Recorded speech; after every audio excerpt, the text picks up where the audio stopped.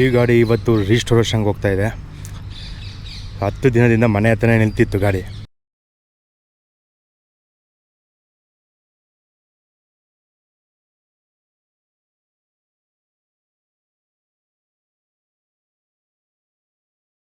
ಅದು ತುಂಬ ಹಳೆಯ ಗಾಡಿ ಇದ್ದಂಗಿದೆಯಲ್ಲ ಅಂತ ಕೇಳಿದೆ. ತುಂಬ ಇಂಟ್ರೆಸ್ಟಿಂಗ್ ಅನಿಸ್ತು ಗುರು ಗಾಡಿ ಬಗ್ಗೆ. ಅದಕ್ಕೆ ಒಂದು ವೀಡಿಯೋ ಮಾಡೋಣ ಅಂತ ಎತ್ಕೊಂಡ್ಬಂದಿದ್ದೀನಿ. ಸೊ ಇವತ್ತು ಹಿಂಗಿದೆ, ಇನ್ನೊಂದು 3 ತಿಂಗಳಾದಮೇಲೆ ಇದು ಫುಲ್ಲು ರಿಸ್ಟೋರ್ ಆಗಿರುತ್ತೆ. ಸೊ ಹಿಸ್ಟಾರಿಕಲ್ ಬಿಲ್ಡಿಂಗ್ ಪಕ್ಕದಲ್ಲಿ ನಿಲ್ಸ್ಕೊಂಡು ವೀಡಿಯೋ ಸ್ಟಾರ್ಟ್ ಮಾಡ್ತಾಯಿದ್ದೀನಿ.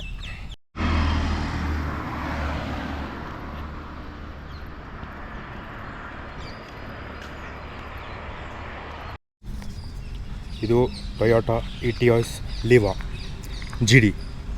ಸೊ ಇಲ್ಲಿ ನೋಡ್ಬೋದು ನೀವು, ಬ್ರ್ಯಾಂಡಿಂಗ್ ಇದೆ Toyota Etios GD. So GD ಅಂದರೆ ಗ್ಲೋಬಲ್ ಡೀಸೆಲ್ ಅಂತ. ಇದು ಬಂದು 2013 ಮಾಡಲು. ಒಳ್ಳೆ ಪರ್ಫಾರ್ಮೆನ್ಸ್ ಹ್ಯಾಚ್ ಬ್ಯಾಕ್ ಅಂತ ಹೇಳ್ಬೋದು. ಸೆಮಿ ಕಾಂಪ್ಯಾಕ್ಟ್ ಕಾರು, ಪರ್ಫಾರ್ಮೆನ್ಸು ಸಾಕಾಗಿದೆ. ಬನ್ನಿ ಒಳಗಡೆ ಹೋಗಿ ತೋರಿಸ್ತೀನಿ. ಸೊ ನಿಮ್ಗೆ ಹೇಳಿದ್ನಲ್ಲ ಗಾಡಿ ರಿಜಿಸ್ಟ್ರೇಷನ್ಗೆ ಹೋಗ್ತಾಯಿದೆ ಅಂತ. ಸೊ ಅದರಿಂದ ಮುಂದ್ಗಡೆ ಬಾನೆಟ್ ಜಾಮ್ ಆಗೋಗಿದೆ, ತೆಗಿಯೋಕ್ಕಾಗ್ತಾಯಿಲ್ಲ. ಸೊ ಇದ್ರ ಇಂಜಿನ್ ಕೆಪಾಸಿಟಿ ಬಂದು 1364 cc, 4 ಸಿಲಿಂಡರ್ ಟರ್ಬೋ ಚಾರ್ಜ್ ಇಂಜಿನುಗಳು, ಡೀಸೆಲ್ ಇಂಜಿನು. ಪವರ್ ಮಾತ್ರ ಬೆಂಕಿಯಾಗಿದೆ, ಮಾತಾಡೋಂಗೆ ಇಲ್ಲ. ಆಮೇಲೆ ನಾರ್ಮಲ್ ನೀವು ಬೇರೆ ಡೀಸೆಲ್ ಇಂಜಿನ್ ತೊಗೊಂಡ್ರೆ ಅಷ್ಟು ವೈಬ್ರೇಷನ್ ಬರೋಲ್ಲ ಇದರಲ್ಲಿ. ಹಾಗಂತ ಪೆಟ್ರೋಲ್ ಕಾರಷ್ಟು ಏನು ಸಾಫ್ಟ್ ಇಲ್ಲ. ಡೀಸೆಲ್ ಕಾರ್ ಅಂದರೆ ನಾರ್ಮಲ್ ಆಗಿದ್ದೇ ಇರುತ್ತಲ್ಲ, ಸೊ ಹಾಗೇ ನಾರ್ಮಲ್ ಸ್ಟೇರಿಂಗು, ಗೇರ್ ಇವೆಲ್ಲ ಸ್ವಲ್ಪ ಗಟ್ಟಿ ಇರುತ್ತೆ, ಹಾರ್ಡ್ ಇರುತ್ತೆ. ಬಟ್ ಪರ್ಫಾರ್ಮೆನ್ಸ್ ಅಂತೂ ಬೆಂಕಿ ಇದೆ. ಸೊ ಇದರಲ್ಲಿ ಒಂದು ಸ್ಪಿನ್ ಹೋಗೋಕ್ಕಿಂತ ಮುಂಚೆ ಗಾಡಿ ಇಂಟೀರಿಯರಲ್ಲಿ ಸಿಂಪಲಾಗಿ ಏನೇನಿದೆ ಅಂತ ತೋರಿಸ್ತೀನಿ. ಸೊ ಇಲ್ಲಿ AC ವೆಂಟ್ ಇದೆ. ಸೊ AC ವೆಂಟ್ ನೋಡ್ಬೋದು, ಥರ ಡಿಸೈನಾಗಿ ಸಿಂಪಲಾಗಿ ಕೊಟ್ಟಿದ್ದಾನೆ. ಯಾವ ಕಡೆ ಬೇಕು ಆ ಕಡೆ ನಾವು ಟರ್ನ್ ಮಾಡ್ಕೊಳ್ಳೋದು. ಇಲ್ಲಿ basic steering wheel, power steering, but ಯಾವುದೇ ಕಂಟ್ರೋಲ್ ಸಹ ಬರೋಲ್ಲ ಇದರಲ್ಲಿ. ಇಲ್ಲಿ ಇಂಡಿಕೇಟರ್, ವೈಪರ್. ನೀವು ಇನ್ಸ್ಟ್ರೂಮೆಂಟಲ್ಲಿ ನೋಡ್ತೀರಾ ಅಂದರೆ ಇದು ಕೀ ನೋಡಿ. ಮೊದಲು 2 ಕೀ ಕೊಡ್ತಾರೆ, ಒಂದು ರಿಮೋಟ್ ಬರುತ್ತೆ. ಸೊ ರಿಮೋಟು ಲಾಕು ಅನ್ಲಾಕು 2 ಆಪ್ಷನ್ ಇದೆ. ಸಪ್ರೇಟ್ ಬರುತ್ತೆ ನಿಮಗೆ, ಕೀ ಎಲ್ಲ ಇಂಟಿಗ್ರೇಟ್ ಆಗಿರಲ್ಲ. ಸಪ್ರೇಟ್ ರಿಮೋಟು, ಸಪ್ರೇಟ್ ಕೀ ಬರುತ್ತೆ. ಸೊ 2 ಕೀ ಕೊಡ್ತಾರೆ. ಸೊ ಇನ್ಸ್ಟ್ರೂಮೆಂಟ್ ಕ್ಲಸ್ಟರ್ ತೋರಿಸ್ತೀನಿ ಬನ್ನಿ. ಸಿಂಪಲ್ ಗುರು, ಸ್ಪೀಡೋಮೀಟರು, ಇಲ್ಲಿ RPM ತೋರಿಸುತ್ತೆ, ಇಲ್ಲಿ ಓಡೋಮೀಟರು. ಈಗ ಆಲ್ರೆಡಿ 2,52,000 ಓಡಿದೆ. ಇನ್ನು ಇನ್ಫೋಟೈನ್ಮೆಂಟಿಗೆ ಬಂದರೆ ಬೇಸಿಕ್ಕು. ಇನ್ನು ಇದರಲ್ಲಿ ಸ್ಪೆಷಲ್ ಏನಂದರೆ ಗುರು, ಈಗ ಒಂದು ಆಚೆ ಬರುತ್ತೆ ನೋಡಿ,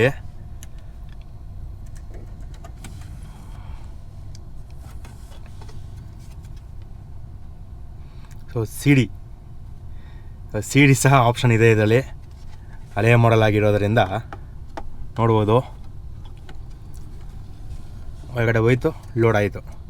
so Bluetooth, aux cable, USB, CD ಇಷ್ಟು ಸಪೋರ್ಟ್ ಆಗುತ್ತೆ. Basic simple infotainment system. ಇಲ್ಲಿ ಬಂದರೆ ಇಲ್ಲಿ ಪಾರ್ಕಿಂಗ್ ಸ್ವಿಚ್ ಇದೆ, ಡಿಫಾಗರು, ಬೇಸಿಕ್ AC ಕಂಟ್ರೋಲು. ಇನ್ನು ಇಲ್ಲೆಲ್ಲ AC ವೆಂಟ್ಸು ಸೇಮ್ ಅಲ್ಲಿ ತೋರಿಸೋ ಥರ ಡಿಸೈನೇ. ಸೊ ಇನ್ನು ಈ ಕಡೆ ಗ್ಲೋ ಬಾಕ್ಸಿಗೆ ಬಂದರೆ ಇದರಲ್ಲಿ ಸ್ಪೆಷಾಲಿಟಿ ಅಂದರೆ ತುಂಬ ಸ್ಪೇಷಿಯಸ್ ಆಗಿದೆ. ಬಟ್ ಎಲ್ಲ ತುಂಬಿಟ್ಟಿದ್ದಾರೆ, ಅಡ್ಜಸ್ಟ್ ಮಾಡ್ಕೊಬೇಕು. ಇಲ್ಲಿ ನೋಡಿ, ಇಲ್ಲಿ ಕೂಲಿಂಗ್ ಆಪ್ಷನ್ ಸಹ ಇದೆ ಗುರು. ಈ ಕ್ಯಾಪ್ ಓಪನ್ ಮಾಡಿದ್ರೆ ನಿಮಗೆ ಗ್ಲೋ ಬಾಕ್ಸ್ ಕೂಲ್ ಆಗುತ್ತೆ. ಸೊ ಇಲ್ಲಿ ಕೂಡ ವೆಂಟ್ ಕೊಟ್ಟಿದ್ದಾನೆ, ಸಕ್ಕತ್ತಾಗಿದೆ ಮಾತ್ರ.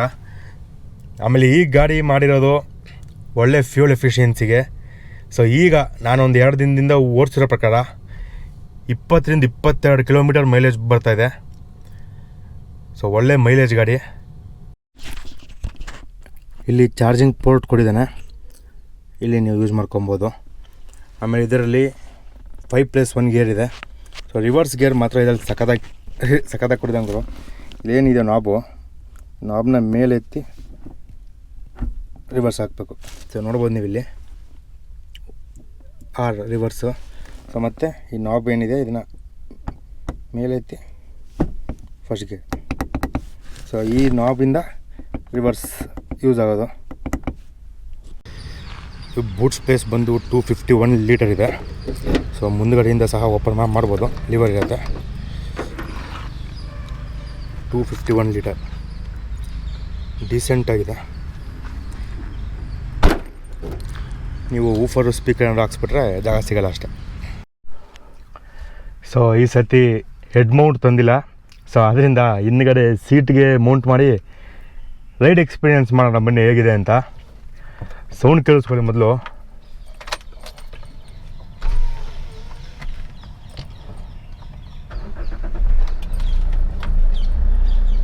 ಸೊ ಈಗ ನಮ್ಮ ಹತ್ರ ಇರೋ ಮಾರುತಿ ಕಾರಿಗೆ ಕ್ಲಚ್ ಹಿಡಿದು ಸ್ಟಾರ್ಟ್ ಮಾಡಬೇಕು.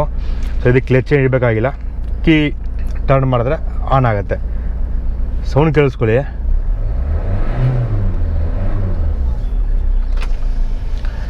ಸೊ ಬನ್ನಿ ಹೋಗ್ತಾ ಇದ್ರ ಬಗ್ಗೆ ಮಾತಾಡ್ಕೊಂಡು ಹೋಗುವ. ಸೊ ನಿಮಗೆ ಹೇಳ್ದಂಗೆ ಇದು Etios Liva GD. So 4 cylinder 1364 cc ಗಾಡಿ. ಸೊ ಇದರ ತಾಕತ್ತು ಅಂದರೆ ಪವರ್ ವಿಷಯಕ್ಕೆ ಬಂದರೆ ಲಾಕ್ ಹಾಕ್ಬಿಟ್ಟಿದ್ದಾರೆ. ಸೊ ಇದರ ತಾಕತ್ತು ಅಂದರೆ ಪವರ್ ವಿಷಯಕ್ಕೆ ಬಂದರೆ 68 bhp ಇದೆ. ಟಾರ್ಕ್ ಮಾತ್ರ 170 ಕೊಟ್ಟಿದಂಗರು. ಸ್ಪೀಡು ಟಾಪ್ ಸ್ಪೀಡು ನಿಮಗೆ ಸ್ವಲ್ಪ ಕಮ್ಮಿ ಅನ್ಸಿದ್ರು. ಸೊ ಟಾರ್ಕ್ ಮಾತ್ರ ಸಖತ್ತಾಗಿ ಕೊಟ್ಟಿದ್ದಾನೆ. ಸೊ ನೀವೇನು ಕ್ಲಚ್ ಬಿಟ್ಟು ಆ್ಯಕ್ಸಿಲೇಟ್ರ್ ಅಮುಕ್ಬೇಕು ಅಂತಲೇ ಇಲ್ಲ, ಬರೀ ಕ್ಲಚ್ ಬಿಟ್ಟರು ಸಾಕು, ನುಗ್ಗುತ್ತೆ ಗಾಡಿ ಹಂಗೇನೆ. ಸೊ ಟಾರ್ಕ್ ಮಾತ್ರ ಸಖತ್ತಾಗಿದೆ. 170 Nm ಟಾರ್ಕ್ ಕೊಟ್ಟಿದ್ದಾನೆ. ಸೊ ಈ ಗಾಡಿ ಬಂದು 2013 ಮಾಡಲು, diesel variant, 5 seater 5 door hatch pack. ಗಾಡಿ 4 ಜನಕ್ಕೆ ಕಂಫರ್ಟಬಲ್ ಆಗಿದೆ ಇವರು. ಅದೇ 5 ಸೀಟರ್ ಅಂತ ಹೇಳ್ತಾರೆ, ಅದೇ ನಾವು 5 ಜನ ಕೂತ್ಕೊಳ್ಳೋಕ್ಕಾಗತ್ತಾ? ಹಿಂದ್ಗಡೆ ಇಬ್ಬರು ಕೂತ್ಕೊಂಡು ಒಬ್ಬ ಸಣ್ಣಕ್ಕಿರೋಣ ಅಥವಾ ಮಕ್ಕಳನ್ನ ಕೂರ್ಸ್ಕೊ ಹೋಗ್ಬೋದು.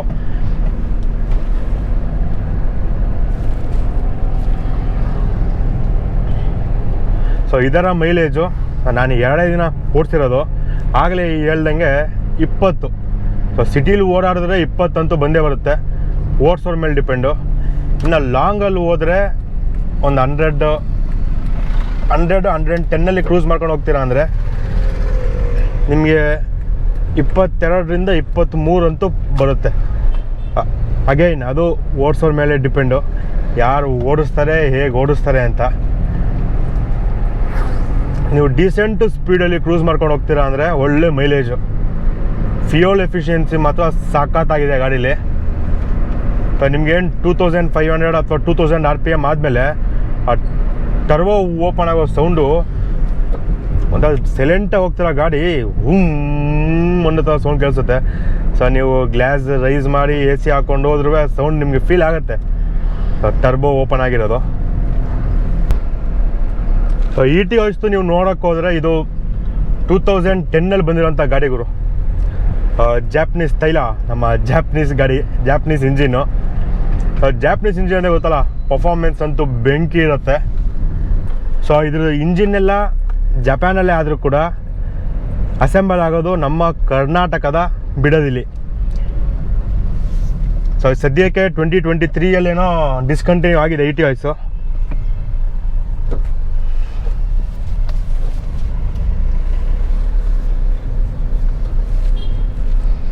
ನಮ್ಮ ಇಂಡಿಯಾದಲ್ಲಿ ಇದು ಲಾಂಚ್ ಆಗಿದ್ದು ನವೆಂಬರ್ 2010 ಗುರು.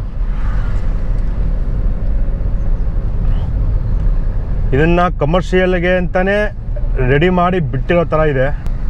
ಸೊ ಒಳ್ಳೆ ಫ್ಯೂಲ್ ಎಫಿಷಿಯನ್ಸಿ ಬರುತ್ತೆ, ಒಳ್ಳೆ ಪರ್ಫಾರ್ಮೆನ್ಸ್ ಇದೆ. ನೀವು ಎಷ್ಟೇ ಲೋಡ್ ಹಾಕಿದ್ರು ಸಹ, ಎಂಥ ಅಪ್ಪೆ ಇರಲಿ, ಗಾಡಿ ಹಿಂಸೆ ತಗೊಳ್ದೆ ನೀಟಾಗಿ ಹತ್ತುತ್ತೆ.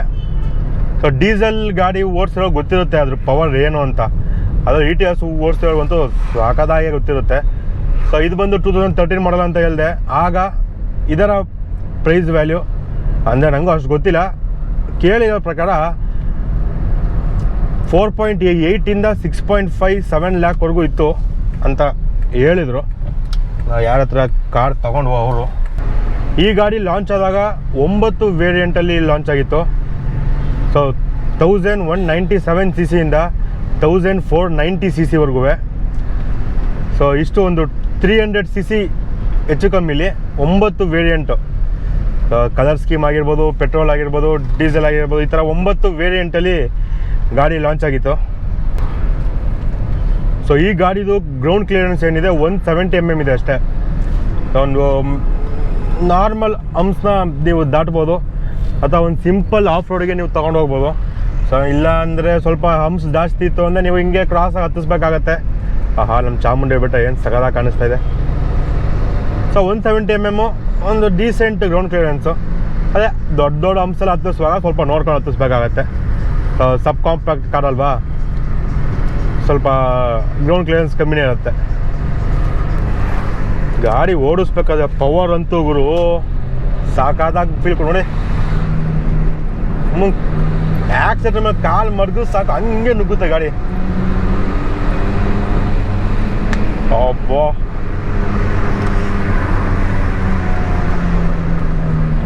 ಸರ್ ನೀವು ಯಾರಾದರೂ ಹೆವಿ ಮಜಾ ಮಾಡಬೇಕು ಕಾರಲ್ಲಿ, ಪರ್ಫಾರ್ಮೆನ್ಸಲ್ಲಿ ಚೆಚ್ಚಾಡಬೇಕು, ಒಂದು ಲೈಟಾಗಿ ಮಾಡಿಫೈ ಮಾಡಿಸ್ಕೊಂಡು ಶೋಕಿ ಮಾಡಬೇಕು ಅಂದರೆ ಸೆಕೆಂಡ್ಸಲ್ಲಿ ETOS ಸಿಕ್ಕಿದ್ರೆ ಎತ್ಕೊಂಡ್ಬಿಡಿ. ಪವರ್ ಅಂತೂ ಮಾತಾಡೋಂಗೆ ಇಲ್ಲ ಗುರು. ಆಕ್ಸಿಲೇಟ್ರು ಒತ್ತಿದ್ರು ಸಾಕು, ಸ್ವಲ್ಪ ಡಿಲೇ ಇದೆ ಅನಿಸುತ್ತೆ ಆಕ್ಸಿಲೇಟ್ರಿಗೂ ಆ್ಯಕ್ಷನ್ಗೂ. ಒಂದು 0.5 ಸೆಕೆಂಡ್ ಡಿಲೇ ಇದೆ ಬಿಟ್ರೆ ಪವರ್ ಟಾರ್ಕ್ ಅಂತೂ ಎಳ್ದು ಬಿಸಾಕ್ತಾ ಇದೆ. ಈ ಟರ್ಬೋ ಸೌಂಡು ಏನಿದೆ ನೀವೇನು ಕೇಳ್ತೀರಾ, 2000-3000 RPM ರೀಚ್ ಆದಮೇಲೆ ಆ ಮಜಾನೇ ಬೇರೆ. ಯಾವುದೋ ರೇಸ್ ಕಾರಲ್ಲಿ ಕೂತಿರೋ ಥರ ಫೀಲ್ ಕೊಡುತ್ತೆ. ಸೊ ಇವಾಗ ಬರೋ ಥರ ಸ್ಟೇರಿಂಗ್ ವೀಲಲ್ಲಿ controls, infotainment control, cruise control ಏನೂ ಇಲ್ಲ. ಸಿಂಪಲ್ ಪವರ್ ಸ್ಟೇರಿಂಗ್ ಅಷ್ಟೇ. ಪೆಟ್ರೋಲ್ ಕಾರ್ ಓಡಿಸಿ ಯಾರೋ ಸಡನ್ನಾಗಿ ಡೀಸೆಲ್ ಕಾರ್ಗೆ ಬಂದರೆ ಅವ್ರಿಗೆ ಹಾರ್ಡ್ ಫೀಲ್ ಆಗುತ್ತೆ. ಹಾರ್ಡ್ನೆಸ್ ಸ್ಟೇರಿಂಗ್ ಆಗಿರ್ಬೋದು, ಗೇರು ಅಥವಾ ಗಾಡಿ ಆ ಸೌಂಡ್ಗೆ, ವೈಬ್ರೇಷನ್ಗೆ ಗಾಬರಿ ಹೋಗ್ತಾರೆ. ನಾನು ಫಸ್ಟು ಡೀಸೆಲ್ ಕಾರು ಓಡಿಸುವಾಗ ಸ್ವಲ್ಪ ಗಾಬರಿ ಆಗಿದೆ. ಏನು ಸ್ಟಾರ್ಟ್ ಮಾಡಿದ್ರೆ ಗೇರೆಲ್ಲ ಅಲ್ಲಾಡ್ಬಿಡೋದು ಇನೋವಾದಲ್ಲಿ. 4 ಡೋರಲ್ಲೂ 4 ಸ್ಪೀಕರ್ ಬರುತ್ತೆ, ಮತ್ತು ಇಲ್ಲಿ 2 ಟ್ವಿಟರ್ ಬರುತ್ತೆ. ಸಾಂಗು ಕೇಳಿಸ್ತೀನಿ, ಒಂದು 4 ಸೆಕೆಂಡ್ 3 ಸೆಕೆಂಡ್ ಓಡಿಸ್ಬೋದು, ಕೇಳಿಸ್ಕೊಳ್ಳಿ.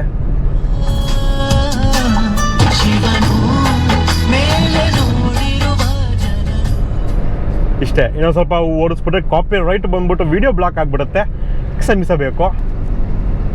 ಇದು ಫುಲ್ ಟ್ಯಾಂಕ್ ಕೆಪಾಸಿಟಿ ಬಂದು 45 ಲೀಟರ್ಗಳು. ಸೊ ಡೀಸೆಲ್ 45 ಲೀಟರ್ ಹಾಕ್ಸಿದ್ರೆ ಒಂದು ಆ್ಯಾವ್ರೇಜ್ ಒಂದು 20 ಕಿಲೋಮೀಟ್ರ್ ಅಂತ ಇಟ್ಕೊಂಡ್ರು 900 ಕಿಲೋಮೀಟ್ರ್ ಹೋಗ್ಬೋದು. ಓಹ್ ಬೊಂಬಾಟು, 900 ಕಿಲೋಮೀಟರ್ ಒಂದು ರೌಂಡು ಟ್ರಿಪ್ಪೇ ಮುಗಿಸ್ಕೊಂಡು ಬಂದ್ಬಿಡ್ಬೋದು. 45 ಲೀಟ್ರ್ ಡೀಸೆಲ್ ಹಾಕ್ಸೋಕ್ಕೆ ದುಡ್ಡು ಯಾರು ಕೊಡ್ತಾರೆ? ನಮ್ಗೆ ಅವೆಲ್ಲ ಸೀನ್ ಎಲ್ಲ ಬಿಡಿ. ಸೊ ನೋಡೋದ್ರಲ್ಲ, ಈ ಸಣ್ಣ ವೀಡಿಯೋಗೆ ಇಷ್ಟೇ. ನಾನು ಸಿಗ್ತೀನಿ ನಿಮಗೆ ಇನ್ನೊಂದು ವೀಡಿಯೋದಲ್ಲಿ. ಇನ್ನೂ ಯಾರಾದರೂ ಸಬ್ಸ್ಕ್ರೈಬ್ ಮಾಡ್ಕೊಂಡಿಲ್ಲ ಅಂದರೆ ಸಬ್ಸ್ಕ್ರೈಬ್ ಮಾಡ್ಕೊಬೋದು. ಪಕ್ಕದಲ್ಲೇ ಬೆಲ್ ಐಕಾನ್ ಸಹ ಇದೆ, ಅದನ್ನು ಕ್ಲಿಕ್ ಮಾಡಿದ್ರೆ ನಾನು ವೀಡಿಯೋ ಪೋಸ್ಟ್ ಮಾಡ್ತಾ ಇದ್ದ ಹಾಗೇ ನಿಮಗೆ ನೋಟಿಫೈ ಆಗುತ್ತೆ ಅಂತ ಹೇಳ್ತಾ, ಹೊಸ ವೀಡಿಯೋಗಳು ಎಕ್ಸ್ಪ್ಲೋರ್ ಮಾಡಿ ಆಗ್ತಾಯಿದ್ದೀನಿ. ವ್ಯೂಸ್ ಬರ್ತಾಯಿಲ್ಲ, ಸ್ವಲ್ಪ ಪ್ಲೀಸ್ ಸಬ್ಸ್ಕ್ರೈಬ್ ಮಾಡಿಕೊಂಡು ವೀಡಿಯೋಸ್ ನೋಡಿಬಿಟ್ರೆ ತುಂಬ ಖುಷಿ ಆಗುತ್ತೆ ಅಂತ ಹೇಳ್ತಾ ನಾನು ಸಿಗ್ತೀನಿ ನಿಮಗೆ ಮತ್ತೊಂದು ವೀಡಿಯೋದಲ್ಲಿ. ಅಲ್ಲಿವರೆಗೂ ನಗ್ತಾನೆ ಇರಿ. ಬಾಯ್.